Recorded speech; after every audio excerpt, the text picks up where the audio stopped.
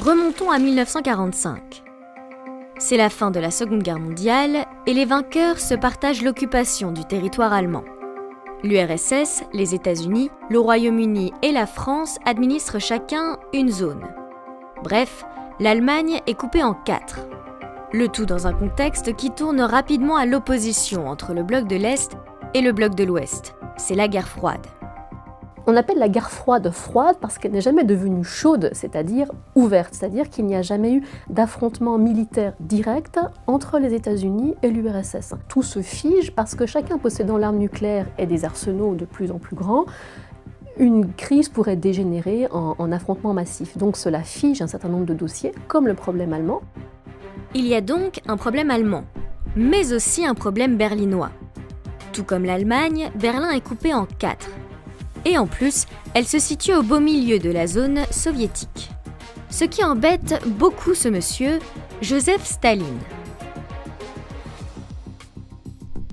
Pour forcer les Occidentaux à partir, le chef de l'URSS coupe les routes et les voies de chemin de fer qui mènent à Berlin-Ouest. Immédiatement, les forces de l'Ouest contournent le blocus en mettant en place un pont aérien. Un an plus tard, l'URSS arrête son blocus, faute de résultats. Dans la foulée, les Occidentaux unissent leurs territoires pour constituer la République fédérale d'Allemagne. Dans le même temps, du côté soviétique, se forme la République démocratique allemande. 2 États allemands se font alors face. Ils deviennent tous deux souverains en 1955. Mais la situation de Berlin est différente.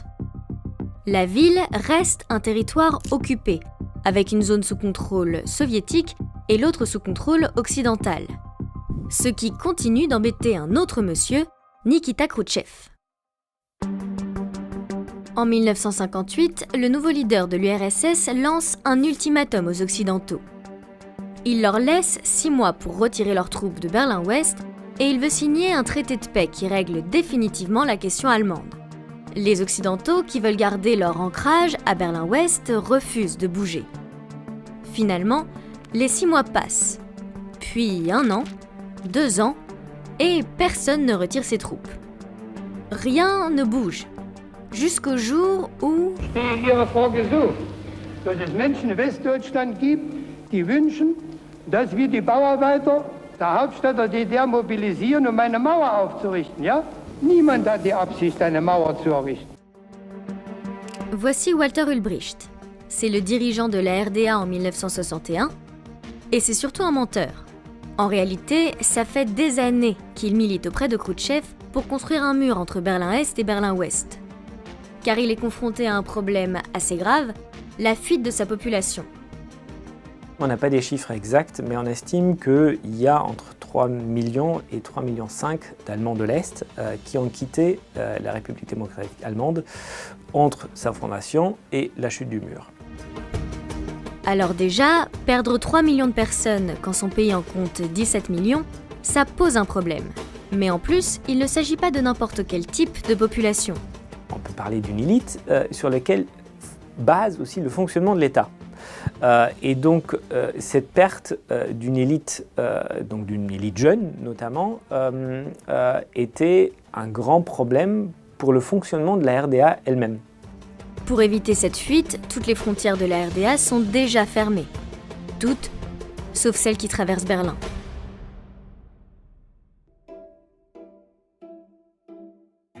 Construire un mur s'impose donc comme la meilleure solution, tant pour Ulrich que pour Khrouchtchev, qui ne veut pas perdre la face après son ultimatum raté. Le 13 août 1961, l'ordre est donné, Berlin-Ouest est coupé du monde. Du jour au lendemain, les familles sont séparées. De nombreux Est-Allemands ne peuvent plus se rendre sur leur lieu de travail et même les enfants doivent changer d'école. Bref, c'est un énorme choc pour les 3 millions de Berlinois. Et pourtant, les troupes occidentales présentes sur place ne bougent pas. Le mur de Berlin n'est pas construit sur la ligne exacte de la frontière. En fait, il est construit légèrement en retrait.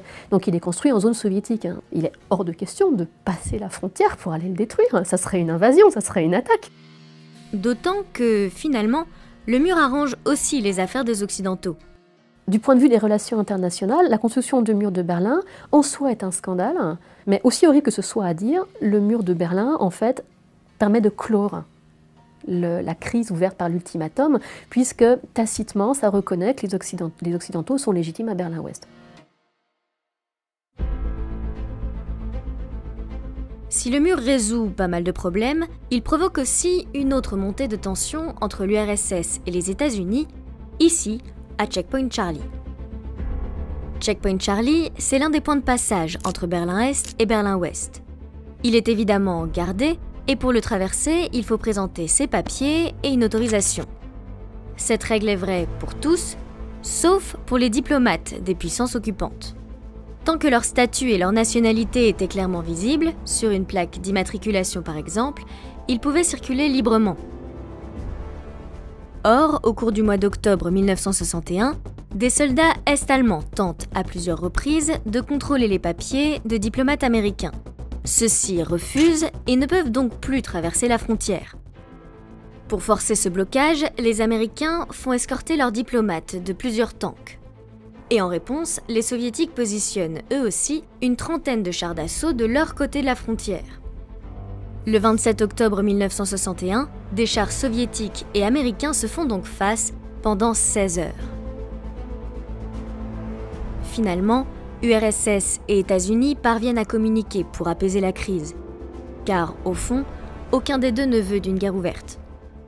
Les altercations, les petits incidents qui se passent en particulier à Checkpoint Charlie sont assez emblématiques de la guerre froide, à savoir les agissements d'un ou deux ou les erreurs d'un ou deux individus qui, pour une raison ou une autre, se retrouvent coincés en panne d'essence ou à faire de la provocation, se retrouvent par ce jeu mécanique d'échelle à devenir en fait un risque mondial.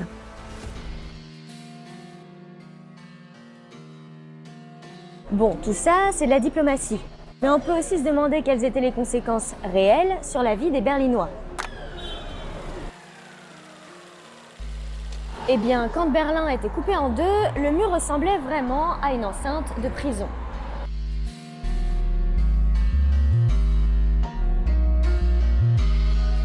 À ceci près qu'à partir de 1975, avec la construction de la dernière génération du mur, il ne s'agit plus d'un mur, mais de deux murs. Pour passer de la RDA à la RFA, il fallait d'abord franchir ce premier mur, traverser le No Man's Land et enfin passer ce second mur. Tout ça sous le regard des gardes qui avaient ordre de tirer à vue du haut des miradors. Bref, quasiment mission impossible. Et malgré ça, dès le premier jour, des habitants de Berlin-Est ont tenté de traverser au péril de leur vie. Absolument tous les moyens étaient bons pour passer à l'ouest. Se cacher dans des voitures, dans des trains, creuser des tunnels, y aller à la nage, survoler en ULM ou même en montgolfière. Si certaines de ces évasions spectaculaires ont réussi, bon nombre de personnes sont mortes en tentant de traverser le mur. Et bon nombre d'autres encore ont été emprisonnées par la Stasi, la police politique du régime. Alors, qu'est-ce qui pouvait pousser les habitants de la RDA à prendre autant de risques pour fuir ? Eh bien, d'abord, comme tous les habitants du bloc communiste, les habitants de la RDA étaient étroitement surveillés. Et la vie de ceux qui étaient considérés comme hostiles au régime était compliquée. On pouvait leur interdire de poursuivre leurs études et leur attribuer un travail d'office. Il faut ajouter à ça qu'il n'y avait pas réellement d'élections libres en RDA.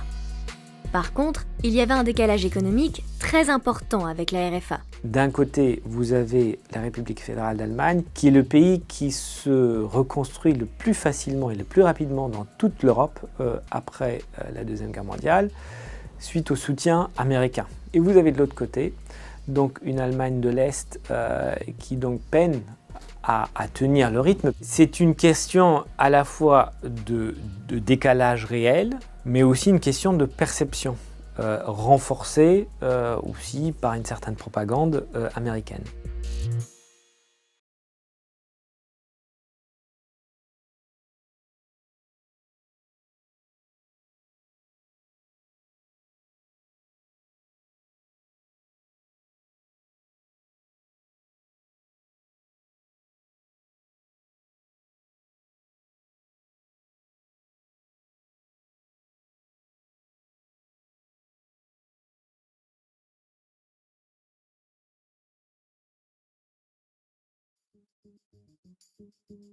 Le 16 juillet 1945, à 5h29 du matin, dans le désert du Nouveau-Mexique, il se passe ceci. La bombe atomique est née. La suite de l'aventure atomique, on la connaît. En août 1945, les Américains bombardent le Japon et mettent fin à la Seconde Guerre mondiale. Quelques années plus tard, l'URSS fabrique sa propre bombe atomique et impose sa puissance. Les États-Unis répondent en mettant au point la bombe à hydrogène, puis les Soviétiques surenchérissent et font sauter la plus grosse bombe nucléaire de toute l'histoire.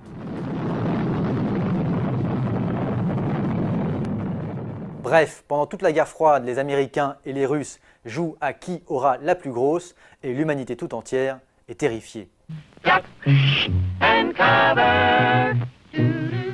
Be sure and remember what Bert the Turtle just did, friends, because every one of us must remember to do the same thing. That's what this film is all about. Duck and cover. Paul and Patty know this. No matter where they go or what they do, they always try to remember what to do if the atom bomb explodes right then. It's a bomb. Duck and cover.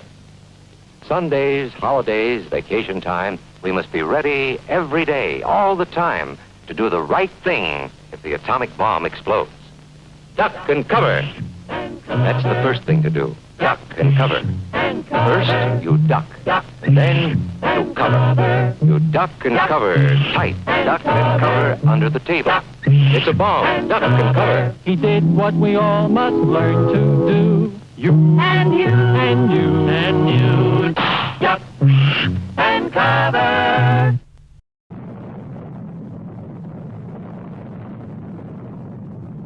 Pour se faire une idée de l'évolution de la puissance nucléaire à travers les âges, prenons ce tout petit rectangle rouge à gauche de l'écran. Il représente la bombe d'Hiroshima, d'une puissance de 15 kilotonnes, ce qui équivaut à 15 000 kg de TNT. La première bombe soviétique est à peine 2 fois plus puissante, mais avec l'arrivée de la bombe H, on passe à 10 mégatonnes, soit 10 millions de kilos de TNT. Et puis, les Russes battent tous les records avec la Tsar Bomba de près de 50 mégatonnes. C'est plus de 3000 fois Hiroshima. Mais pour Khrouchtchev, l'offensive continue. Il rend hommage à la révolution cubaine et dit « Maintenant nous allons mettre un hérisson dans le slip de l'Amérique ». Avec Castro, il décide de faire installer des missiles nucléaires à 200 km des côtes américaines. 13 octobre 1962. Un avion de reconnaissance américain rapporte de Cuba des photos de sites de missiles balistiques russes. Il pourrait atteindre les villes américaines en quelques minutes. Mais cet équilibre de la terreur avait déjà été rompu par les Américains. Le président Eisenhower avait fait installer des fusées balistiques nucléaires Jupiter en Turquie. Ces Jupiter sont proches de la frontière russe, encore plus près que les missiles soviétiques de Cuba, du territoire américain.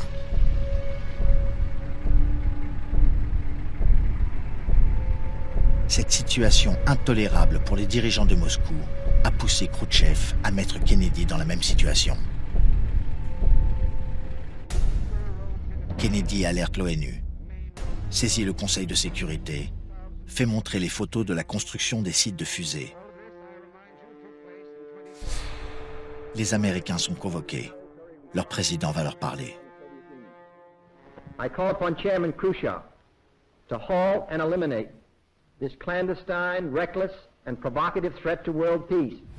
La marine américaine établit un blocus autour de Cuba pour barrer la route aux navires russes qui transportent les missiles. Mais soudain, 4 sous-marins nucléaires soviétiques font surface à l'intérieur du blocus. La partie devient extrêmement dangereuse.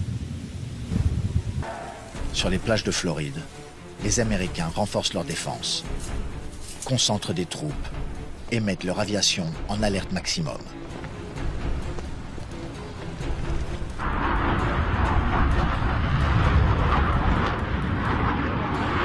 Pour le monde entier, c'est le début de la Troisième Guerre mondiale.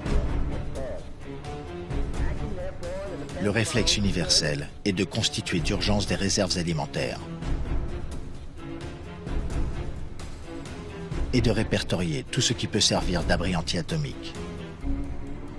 Après 10 jours de négociations secrètes, comme cette partie de badminton entre le ministre des Affaires étrangères américain Dean Rusk, Khrouchtchev gagne en obtenant le démantèlement des missiles américains Jupiter de Turquie.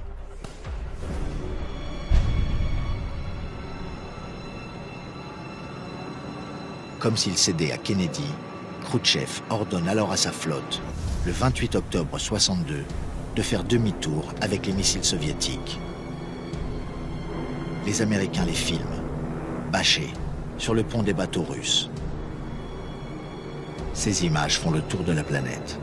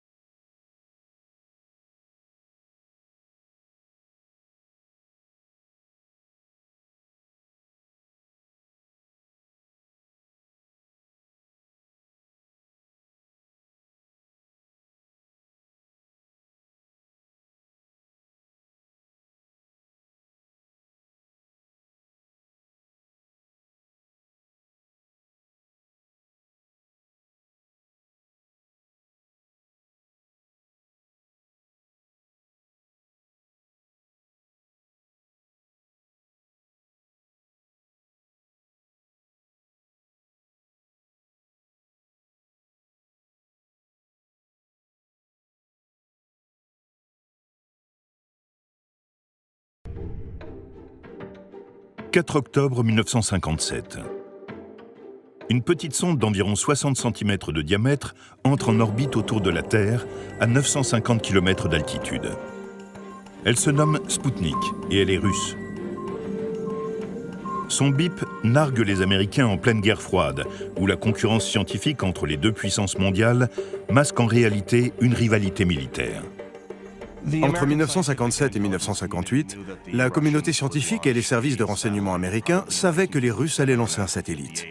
Ce qu'il y avait d'effrayant, c'était que si les Soviétiques avaient la capacité de lancer un satellite, ils avaient celle de lancer une ogive nucléaire. Les États-Unis doivent prouver à leur tour que l'espace leur appartient aussi. Le programme Vanguard sera leur arme contre le satellite soviétique. 2 mois jour pour jour après le succès de Sputnik, les Américains font une tentative devant les caméras du monde entier. La fusée s'est élevée de quelques centimètres au-dessus du sol avant de s'écraser sur le pas de tir. Lorsqu'il explose à 1 mètre du sol, le satellite Vanguard devient la honte de la superpuissance américaine. C'est un échec retentissant. Les Russes avaient déjà Sputnik, et au lendemain du fiasco de Vanguard, la presse a titré « Kaputnik » pour qualifier l'échec américain. Nous étions donc à la traîne.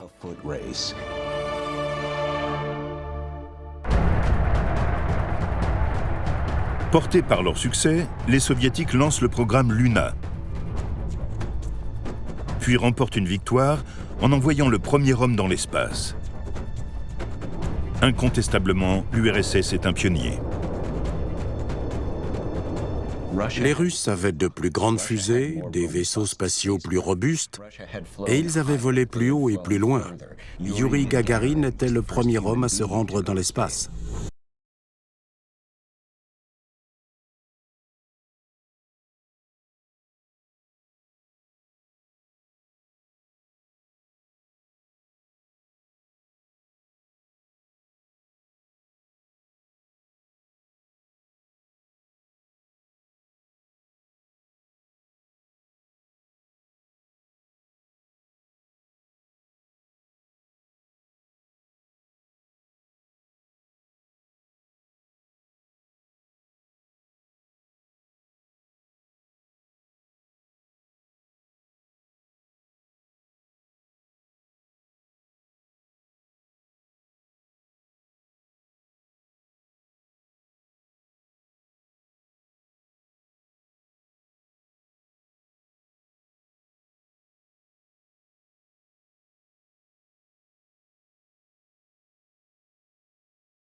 Le Japon occupe la Corée et en fait sa colonie en 1910.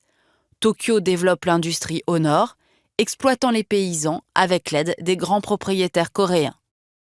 En 1931, le Japon envahit la Mandchourie. Des Coréens, dont Kim Il-sung, rejoignent la résistance communiste chinoise.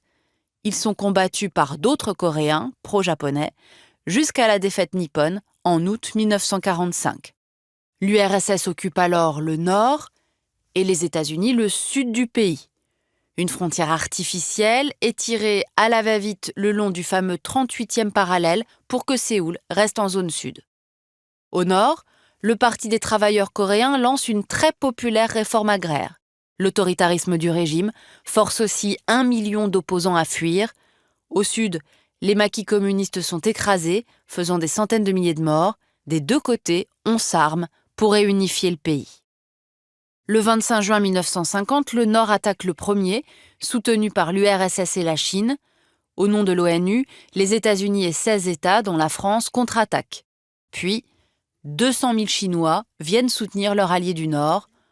En 1951, le front s'enlise au point de départ.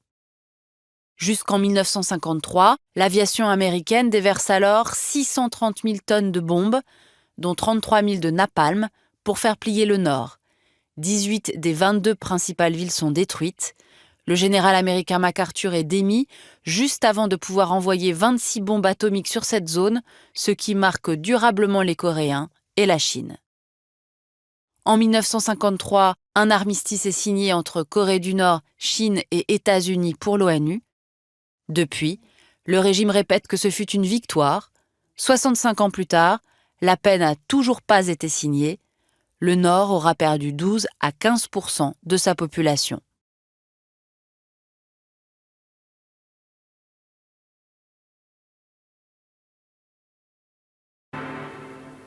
Dien Bien Phu, ces 3 syllabes évoquent à jamais pour la France le souvenir d'une terrible et sanglante défaite. La déroute de Dien Bien Phu en 1954 provoque le départ des Français du Vietnam et la perte définitive des colonies françaises en Indochine.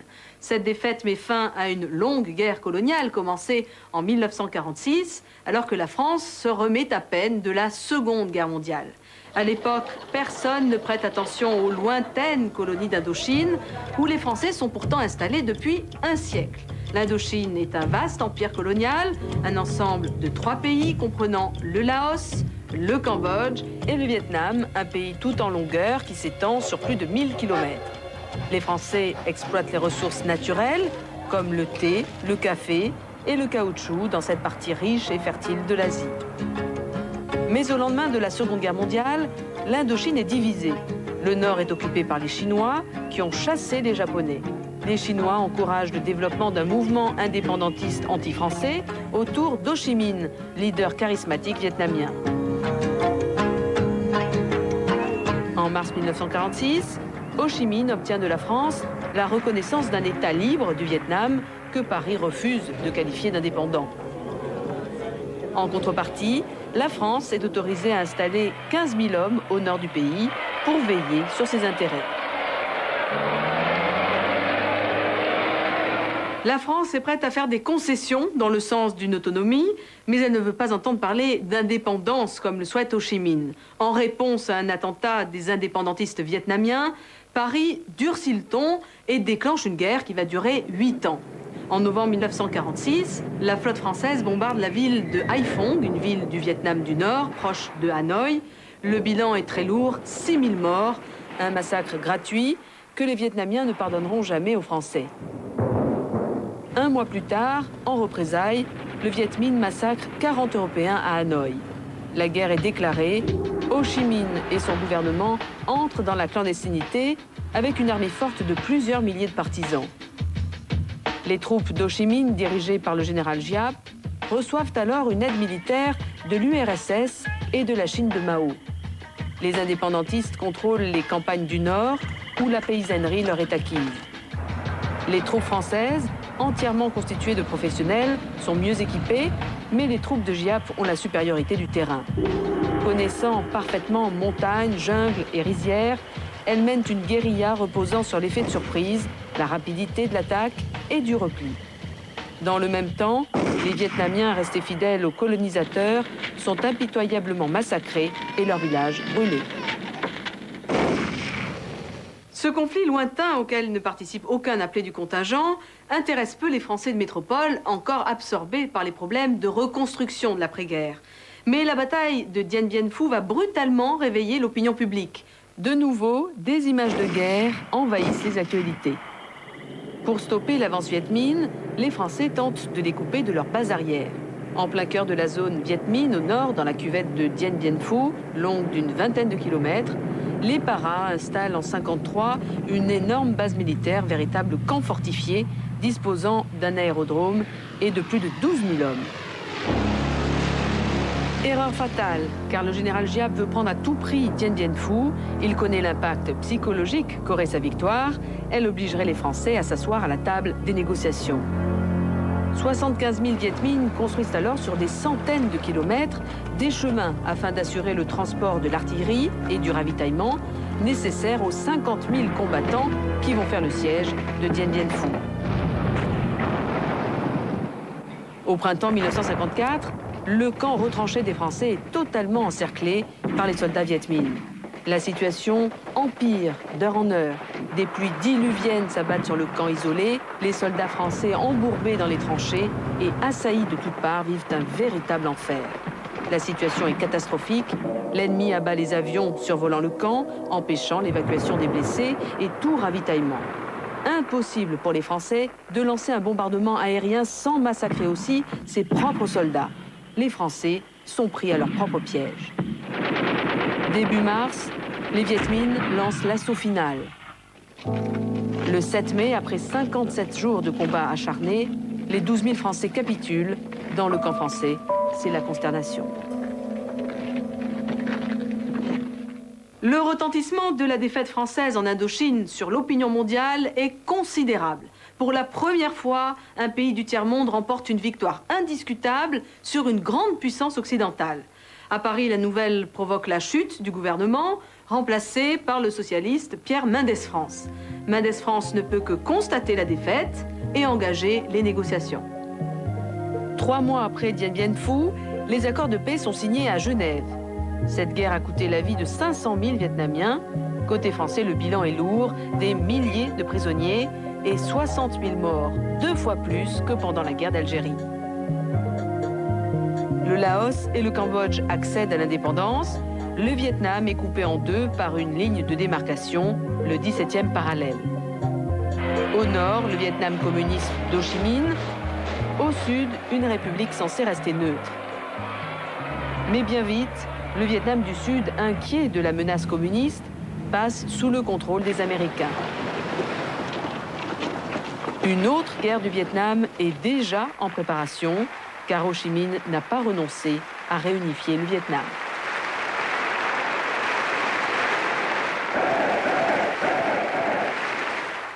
Dien Bien Phu marque le point final de la présence française au Vietnam. Mais la paix de Genève ne règle rien, car elle divise une nation en 2 pays ennemis. Il faudra encore près de 15 ans de guerre pour que le Vietnam soit réunifié par la victoire du Nord communiste sur le Vietnam du Sud, soutenu par les Américains.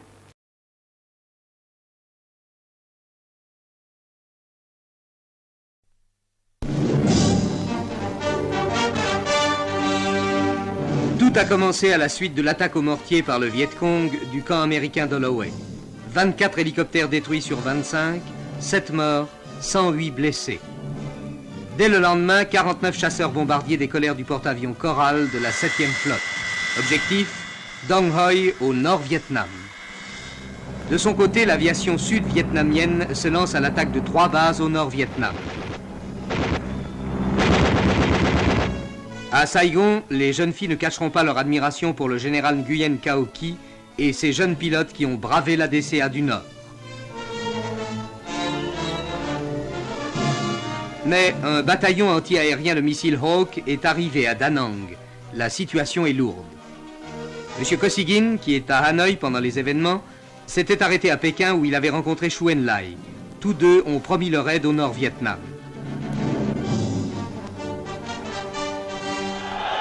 À Moscou, 5000 manifestants lapident l'ambassade américaine.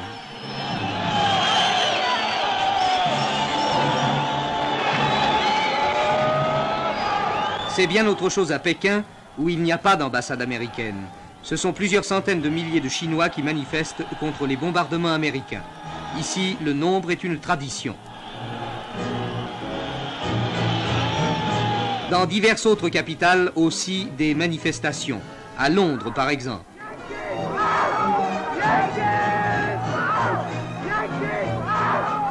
La Maison-Blanche elle-même, à Washington, aura son défilé.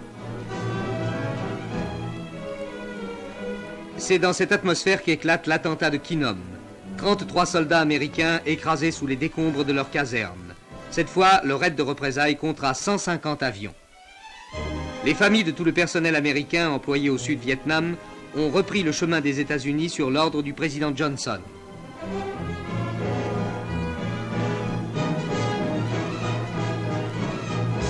Avec les civils qu'on rapatrie, il y a aussi les blessés qui rentrent.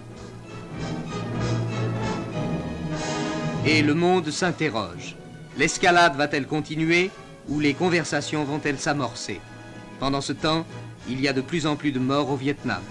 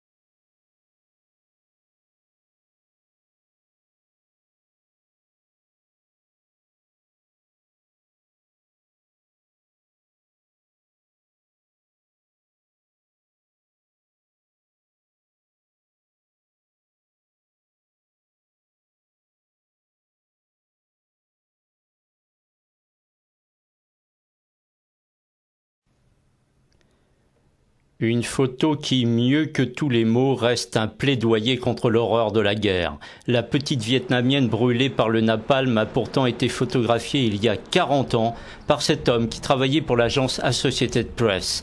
Il est devenu aussi le sauveur de l'enfant de 9 ans. J'ai vu sa peau brûlée qui partait en lambeaux et j'ai crié « Oh mon Dieu !» Je me suis dit « Je ne veux pas qu'elle meure » car juste avant, je venais de photographier 2 enfants morts. Je voulais l'aider, alors j'ai laissé mes 4 appareils photo au bord de la route et je l'ai emmené dans un hôpital. Si Kim Phuc était morte sans que je l'aide, je crois que je me serais donné la mort. Une équipe de télévision britannique avait aussi filmé la tragédie en 1972. Kim Phuc et toute sa famille fuyaient leur village qui venait d'être bombardé au napalm par un avion du Sud-Vietnam, allié des États-Unis. 40 ans plus tard, une cousine de Kim Phuc témoigne. Kim Phuc courait dans une direction, moi dans une autre. J'avais aussi du napalm sur le corps, mais heureusement, je n'avais pas pris feu. Kim Phuc, elle, avait tous ses vêtements brûlés et aussi la peau. Nous avons pu nous retrouver seulement plus tard sur un pont. J'étais terrifié de voir Kim Phuc dans cet état. La petite Vietnamienne a survécu après avoir passé plus d'1 an à l'hôpital. Elle vit désormais au Canada. La photo de son calvaire a notamment permis d'éveiller les consciences aux États-Unis.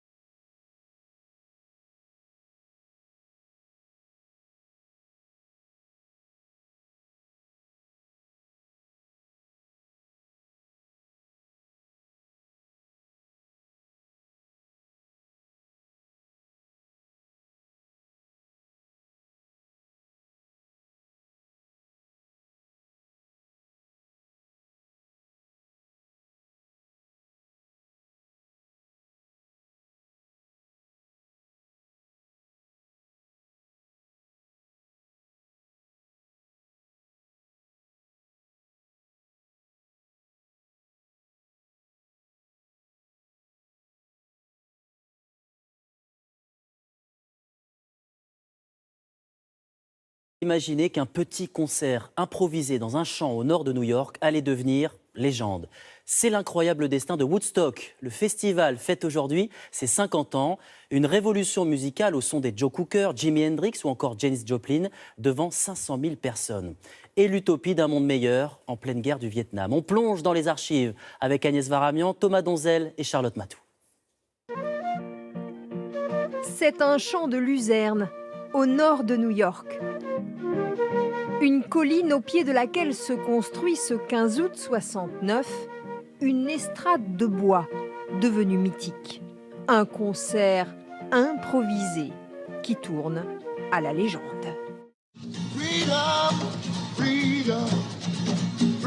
Sur scène, le premier musicien Richie Evans crée cette chanson. Liberté, liberté, devenue l'hymne de ces 3 jours.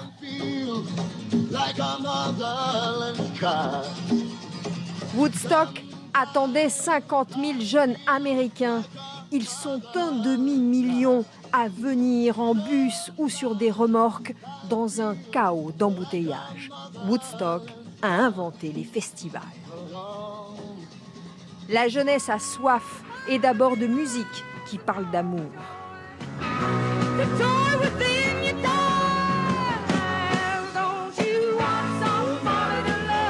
Des Jefferson Airplanes à la voix cassée de Janis Joplin. 32 groupes se succèdent jour et nuit.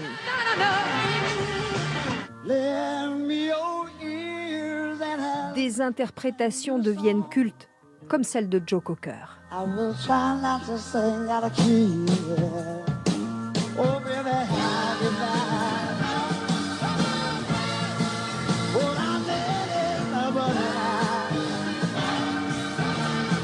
À Woodstock, les hippies sont à leur apogée. Dans le champ, la jeunesse fume toutes sortes de substances et les corps se libèrent.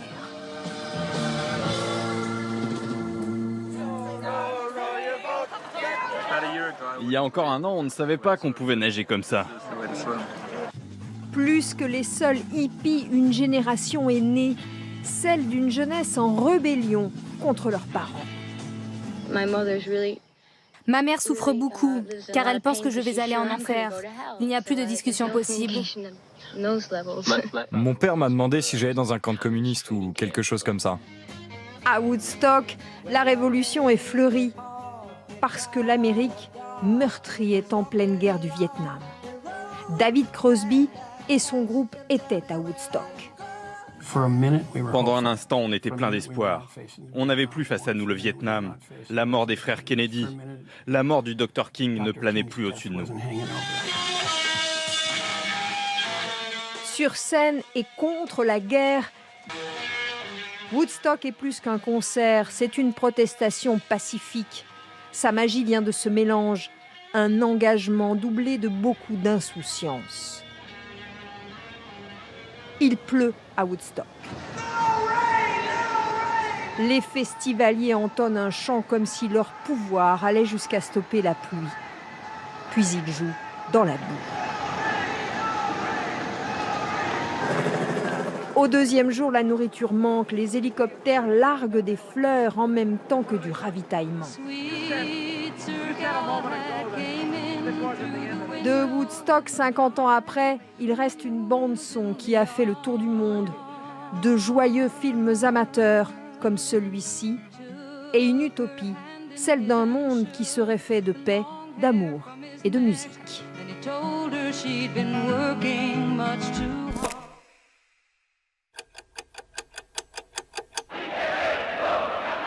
Le 10 mai 1968, vers 21h30, plus de 20 000 étudiants se rassemblent dans le quartier latin à Paris. Un vent de révolte souffle sur la capitale où l'on dresse des barricades. Les forces de l'ordre se pressent autour des manifestants et à 2h15, l'assaut est donné. Les lacrymos fusent, les cocktails Molotov explosent, les pavés volent. C'est la nuit des barricades. Elle marque un tournant décisif dans les événements qui agitent la capitale depuis une semaine. En 1968, cela fait 10 ans que la France est présidée par le général de Gaulle. La croissance économique ralentit, le chômage augmente et la rigidité de la société est contestée par une jeunesse en quête d'émancipation qui écoute du rock'n'roll et a les cheveux longs.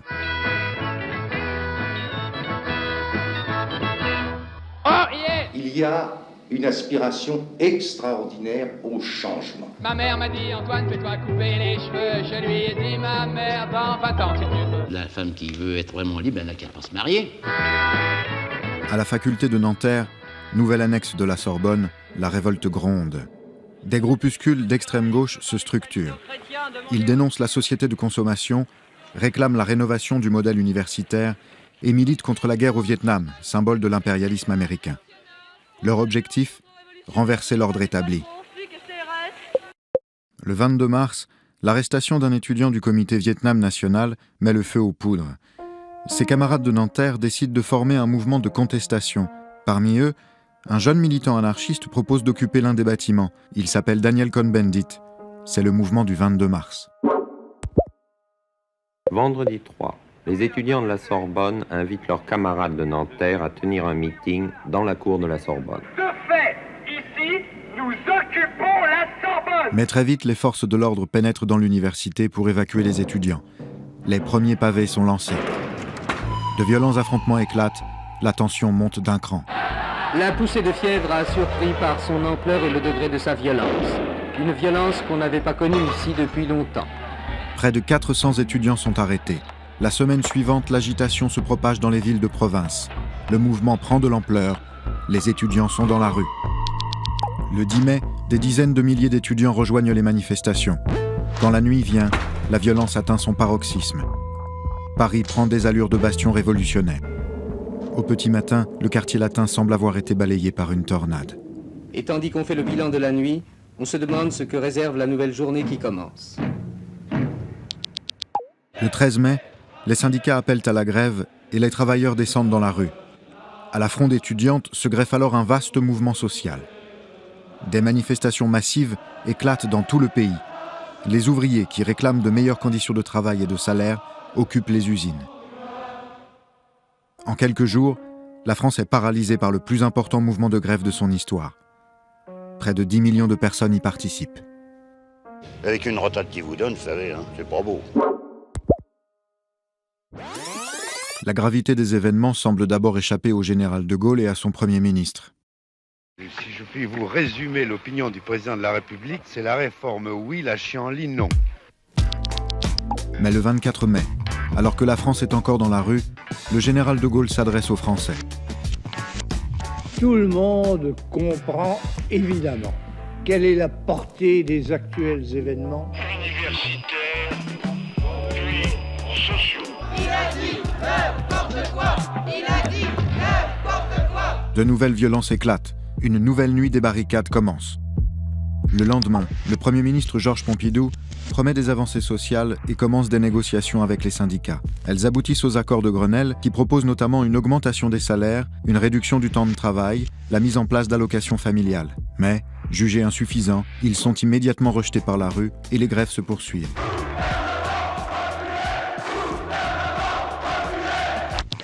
Le 30 mai, le général de Gaulle préside un conseil des ministres, puis fait connaître sa décision à la radio. Dans les circonstances présentes, je ne me retirerai pas.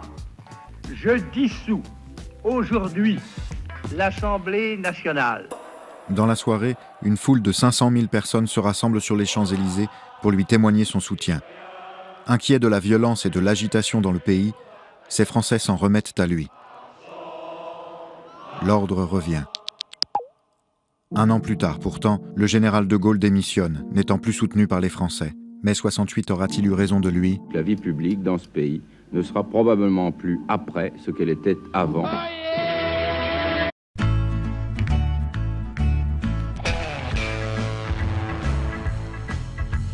Le père le grand dit à son petit gars, mais enfin bon sang, qu'est-ce qu'il y a? Qu'est-ce que tu vas faire dans la rue, fiston? Je vais aller faire la révolution. Mais sapristi, bon sang de bon sang, je te donne pourtant ben assez d'argent. Contre la société de consommation, je veux aller faire la révolution. La révolution. La révolution. Mais enfin, je t'ai payé l'école, c'est pourtant pas des fariboles. On nous apprend des insanités et on nous empêche de contester. Ah, si tu travailles comme ça, j'ai peur que tu passes pas dans la classe supérieure. Les différences de classe, nous les supprimerons, c'est pour ça qu'on fait la révolution. La révolution. La révolution.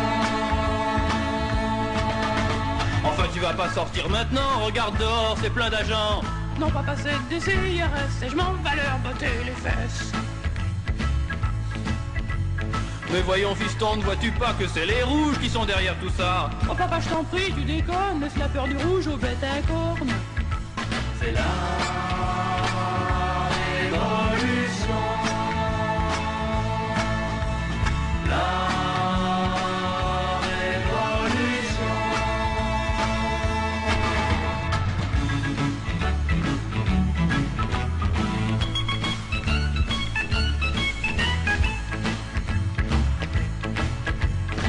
Enfin, explique-moi mon petit, qu'est-ce qu'il raconte ce con Bendy? Il m'a fait comprendre que t'étais con et moi je veux faire la révolution.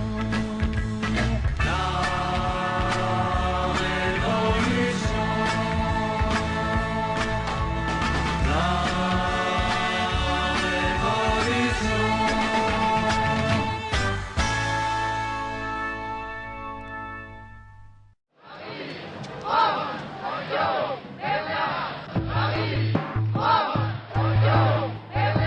En 1968, il n'y a pas que les universités françaises qui se soulèvent. Partout dans le monde, des campus se révoltent.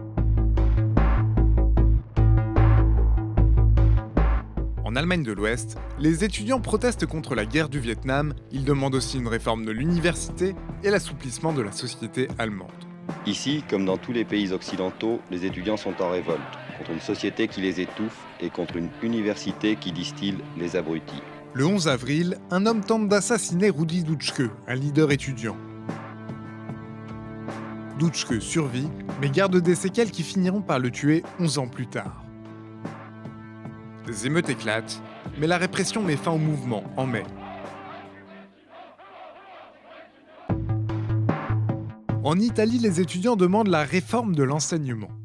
Des universités sont bloquées comme la faculté de droit de Rome ou la faculté d'architecture. Grenades lacrymogènes d'un côté, projectiles divers de l'autre, la fureur des étudiants s'est surtout libérée sur le matériel des carabiniers, dont 5 véhicules ont été sérieusement éprouvés. En Espagne, les étudiants manifestent contre le régime de Franco. Le mouvement commencé en 1967 s'intensifie.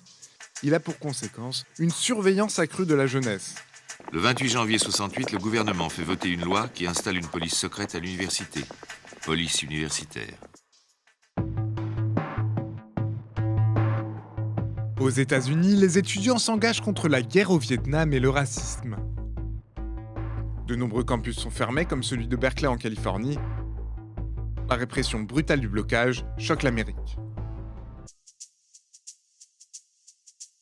Au Japon, les étudiants dénoncent l'emprise des États-Unis sur la politique japonaise.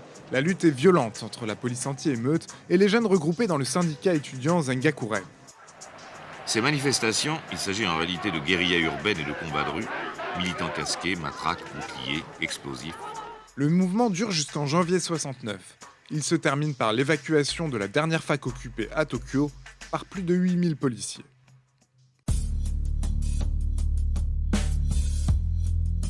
Au Brésil, les étudiants s'opposent à la dictature militaire installée en 1964 et ils dénoncent les violences policières.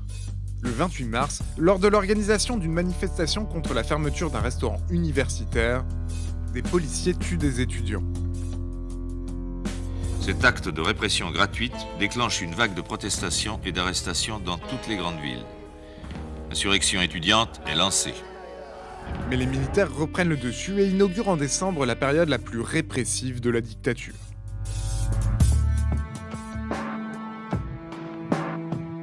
Au Mexique, la jeunesse demande la démocratisation du pays. À partir de juillet, les étudiants manifestent contre le régime dirigé par un parti unique depuis 1929. L'armée met un coup d'arrêt au mouvement 10 jours avant le début des Jeux Olympiques. Le 2 octobre 1968, une manifestation à Mexico vire au massacre. La fusillade dure 2 heures, alors que la foule est totalement désarmée. Entre 50 et 300 personnes sont tuées.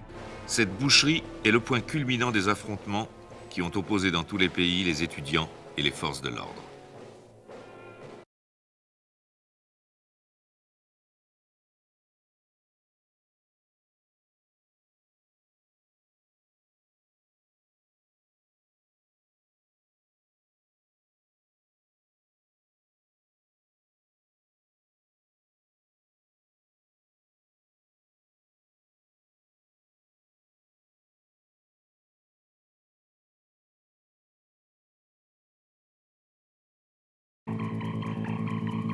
Un jeune homme qui brandit triomphant le drapeau tchécoslovaque, debout sur un char soviétique, dans une rue en flammes.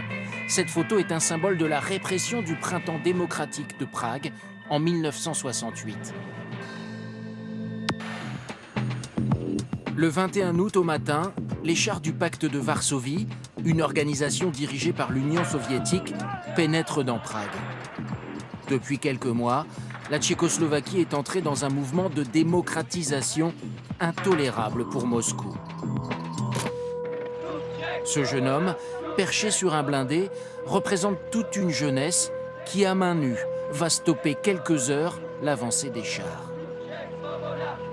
C'est le photographe tchécoslovaque Josef Koudelka, que l'on voit ici sur ce char, qui a pris la photo. Et c'est lui qui immortalise ces instants étonnants. Les Russes sont nos amis. Comment pouvez-vous faire ça? Les photos de Koudelka passent clandestinement les frontières et sont publiées 1 an plus tard dans la presse occidentale, sous pseudonyme pour ne pas mettre en danger leur auteur.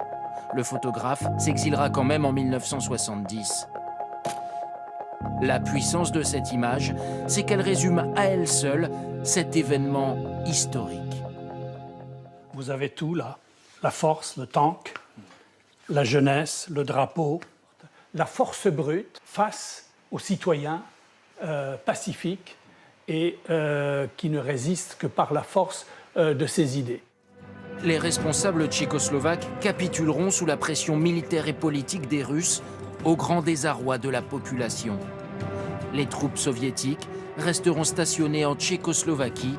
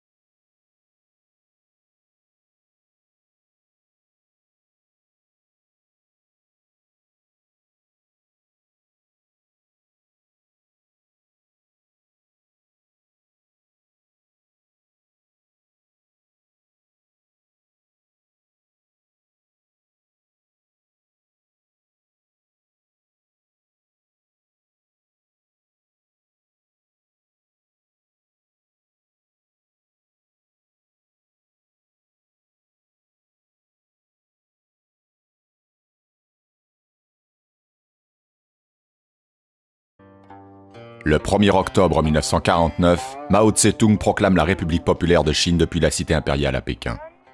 Après des décennies de guerre civile, les communistes sont sur le point de triompher des troupes du général Chiang Kai-shek et de devenir les maîtres de la Chine continentale.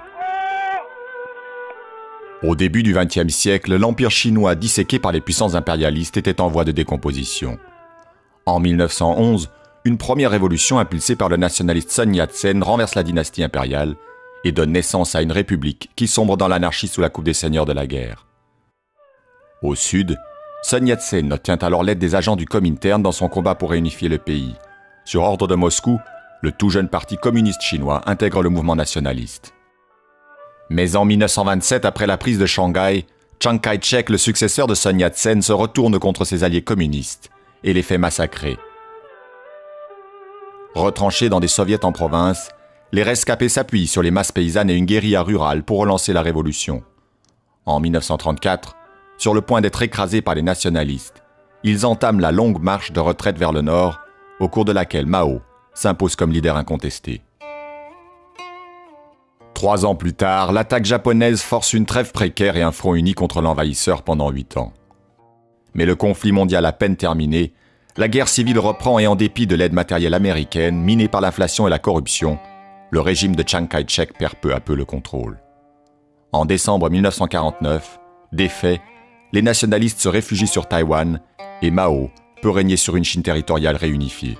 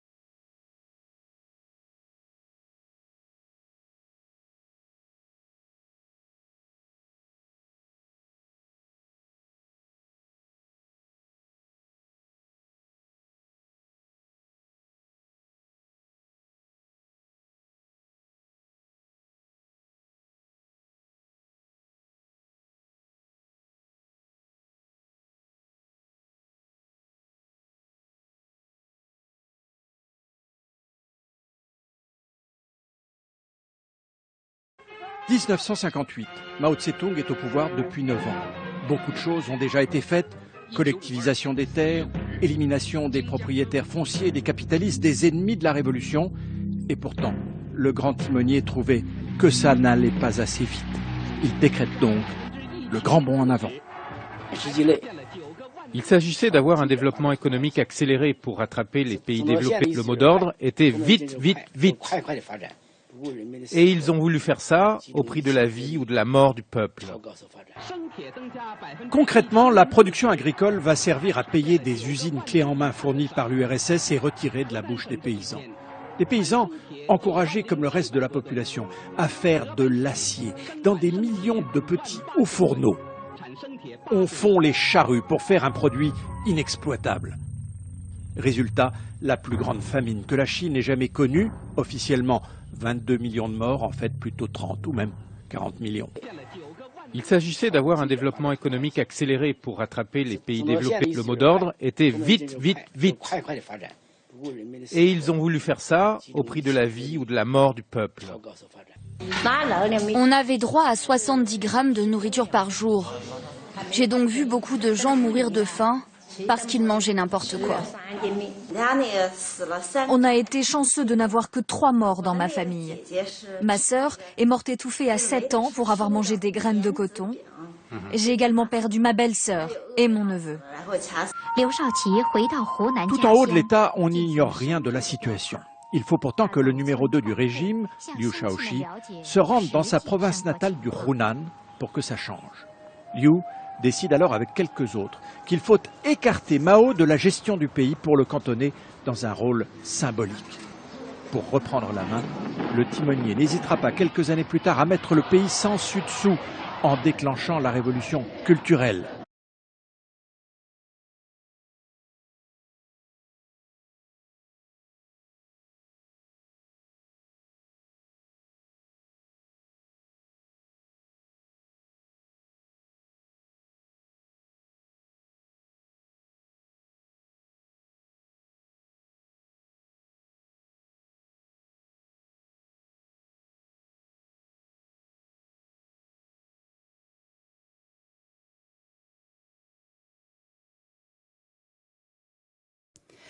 C'est timidement que Pékin marque cet anniversaire. Il y a 50 ans, jour pour jour, Mao Tse-tung lançait la révolution culturelle en Chine. Une longue campagne de répression pour, je cite, préserver la pureté de l'idéologie communiste. En fait, une purge du parti et des élites intellectuelles au nom de la lutte des classes, une mise à sac de tout ce qui représentait le passé. Cette campagne sanglante a fait des centaines de milliers de victimes et aujourd'hui encore, elle reste un tabou. Evelyne Herbert. Place Tiananmen, mai 1966. Devant Mao Tse-tung défilent des milliers de jeunes brandissant le petit livre rouge, le recueil des pensées du grand timonier. Ce sera la Bible des gardes rouges. Ce mouvement va semer la terreur et purger le parti et la société de tous ces éléments bourgeois et contre-révolutionnaires. Des milliers d'intellectuels et de cadres du parti seront jugés et exécutés. Des millions d'étudiants envoyés en Mongolie intérieure se faire rééduquer par les paysans. Les gardes rouges vont aussi brûler les livres anciens et couvrir les murs de Dazibao, ces grandes affiches rédigées par les comités révolutionnaires. 15 ans plus tard, après la mort de Mao, le PC chinois va qualifier la révolution culturelle de désastre pour le parti. Mais aucun travail de mémoire n'a vraiment été entrepris depuis. La révolution culturelle reste un thème sensible. Entreprendre des recherches, c'est comme évoluer dans une zone interdite. Ce qui explique que les jeunes en savent si peu sur cette époque.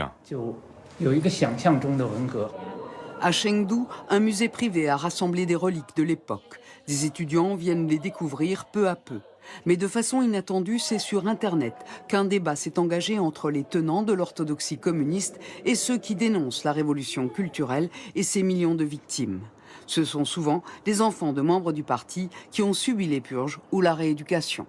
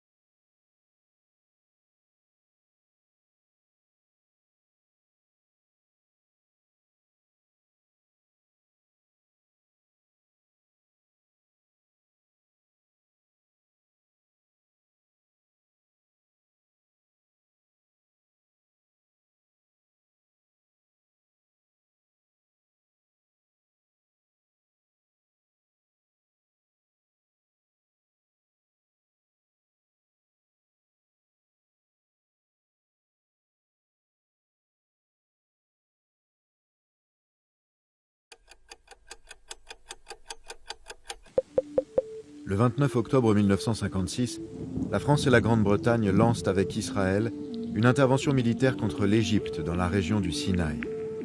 Organisée dans le plus grand secret, cette opération a pour objectif de reprendre le contrôle du canal de Suez, nationalisé quelques mois auparavant par le président égyptien.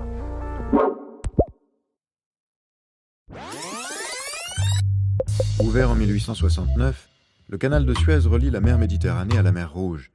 Point de passage stratégique pour le transport du pétrole, il génère d'importantes recettes dont l'économie égyptienne ne bénéficie pourtant que très peu.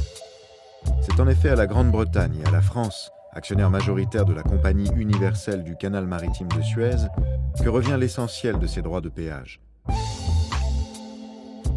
Mais le 26 juillet 1956, à Alexandrie, le président égyptien Gamal Abdel Nasser fait une annonce retentissante. Devant une foule survoltée, et dans un éclat de rire qui fait très vite le tour du monde, il déclare la nationalisation du canal de Suez. Avec les revenus du canal de Suez, Nasser souhaite financer la construction du barrage d'Assouan, un projet agricole onéreux pour lequel il avait sollicité l'aide des États-Unis et des Anglais qui lui ont tourné le dos. Après un siècle et demi de colonisation, le leader égyptien fait ainsi savoir au monde entier que l'Égypte peut se passer des puissances occidentales. Puis il se rapproche de l'URSS, une alliance qui inquiète la superpuissance américaine à l'heure où la guerre froide bat son plein. Depuis une semaine, toute l'actualité politique internationale tient en un seul mot, Suez. Les représailles ne se font pas attendre. Au-delà des enjeux économiques et de la question de la libre circulation des navires sur le canal, le discours d'Alexandrie suscite la colère et l'inquiétude des gouvernements britanniques et français d'Anthony Eden et de Guy Mollet. Quelques mois plus tard, ils signent une alliance secrète pour reprendre le contrôle du canal et renverser Nasser. Pour la France, Nasser est une menace. Il soutient les rebelles nationalistes en Algérie contre la colonisation française, où la situation est de plus en plus critique. Pour la Grande-Bretagne, qui ne veut pas perdre son influence dans la région, il faut se débarrasser de celui qu'ils appellent le nouvel Hitler. Un troisième pays s'associe aux velléités des deux Européens, le jeune État d'Israël de Ben Gourion, qui veut assurer son transport maritime et mettre un terme aux attaques terroristes égyptiennes sur son territoire. Dans le plus grand secret, et contre l'avis des États-Unis qui recommandent une résolution diplomatique, les trois alliés préparent l'opération Mousquetaire. Ce sont les protocoles de Sèvres. Conformément au plan établi, l'armée israélienne intervient le 29 octobre et envahit la région du Sinaï, où se situe le canal. La France et la Grande-Bretagne, feignant la surprise, lancent alors un ultimatum aux belligérants les enjoignant à cesser les combats. Comme prévu, l'Égypte refuse. Le 31 octobre, prétextant une opération de maintien de la paix, le couple franco-britannique frappe à son tour. Le 5 novembre, leurs parachutistes sautent sur Port Saïd, à quelques kilomètres du canal.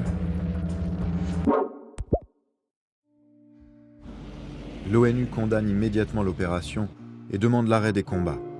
Le 5 novembre, alors que les parachutistes viennent à peine d'atterrir, l'URSS menace les trois alliés d'une riposte nucléaire s'ils n'évacuent pas la zone du canal. La situation prend une ampleur dramatique. Pour désamorcer la crise, le président américain Dwight Eisenhower, qui vient d'être réélu, joint sa voix aux soviétiques pour exiger l'arrêt des combats. Il y a quelques instants, les gouvernements français et britanniques ont annoncé qu'ils avaient donné l'ordre à leurs forces de cesser le feu en Égypte. Les alliés sont contraints de quitter les lieux, humiliés et vaincus. Les troupes de l'ONU, nouvellement constituées en casque bleu, débarquent le 27 novembre pour restaurer la paix.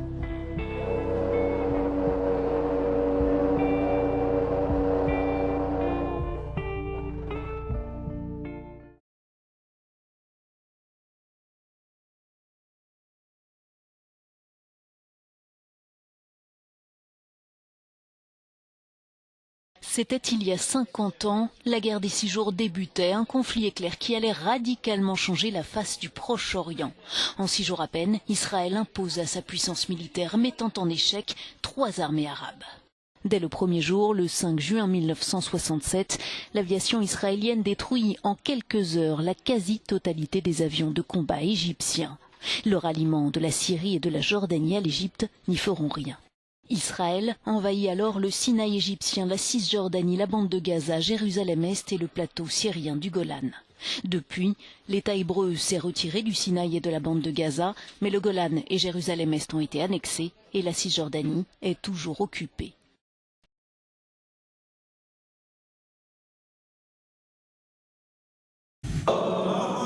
Chaque année, durant les célébrations de Yom Kippour, la vie en Israël est à l'arrêt. 25 heures de jeûne durant lesquelles les fidèles se recueillent pour le grand pardon. Stratégiquement tentant pour un pays ennemi. Le 6 octobre 1973, l'armée syrienne de Hafez al-Assad et l'armée égyptienne d'Anwar al-Sadat lancent une offensive pour récupérer les territoires perdus du Golan et du Sinaï lors de la guerre des 6 jours de 1967. Golda Meir, Premier ministre de l'époque, et Moshe Dayan, ministre de la Défense, n'anticipent pas cette opération et sous-estiment les capacités militaires de leurs ennemis. Les premiers jours du conflit sont marqués par de lourdes pertes humaines et matérielles pour l'État hébreu qui, pour la première fois, craint pour sa survie. L'effet de surprise joue en la faveur de l'armée égyptienne qui franchit le canal de Suez en moins de 48 heures. Les voisins d'Israël s'allient et sont soutenus par des unités marocaines, koweïtiennes, irakiennes, saoudiennes et jordaniennes. Mais au bout d'une semaine de conflit, retournement de situation, Tsahal mène une contre-offensive musclée, d'abord sur le front syrien, puis égyptien. Israël reçoit un soutien militaire des États-Unis, tandis que l'Union soviétique aide ses alliés arabes. Le 17 octobre, l'Organisation des pays exportateurs du pétrole décide d'une baisse de la production et d'un embargo contre les pays occidentaux proches d'Israël. C'est le premier choc pétrolier, un événement sans précédent. Les troupes israéliennes parviennent à regagner du terrain sur le plateau du Golan, occupé par les Syriens. Les efforts diplomatiques des États-Unis et de l'URSS permettent d'aboutir à un cessez-le-feu le 25 octobre. Le 26 mars 1979, l'armistice est signé dans le sillage des accords de Camp David. L'Égypte récupère la péninsule du Sinaï, mais le plateau du Golan reste aux mains de l'État hébreu, qui annexe officiellement le territoire en 1981. C'est la fin de la 4e guerre israélo-arabe, qui laisse de nombreuses cicatrices. C'est le conflit le plus meurtrier de l'histoire d'Israël après la guerre d'indépendance. 2600 victimes sont à déplorer du côté israélien. Des victimes aussi sur le plan politique. Golda Meir démissionnera en 1974, incapable d'expliquer le manque d'anticipation des services de renseignement.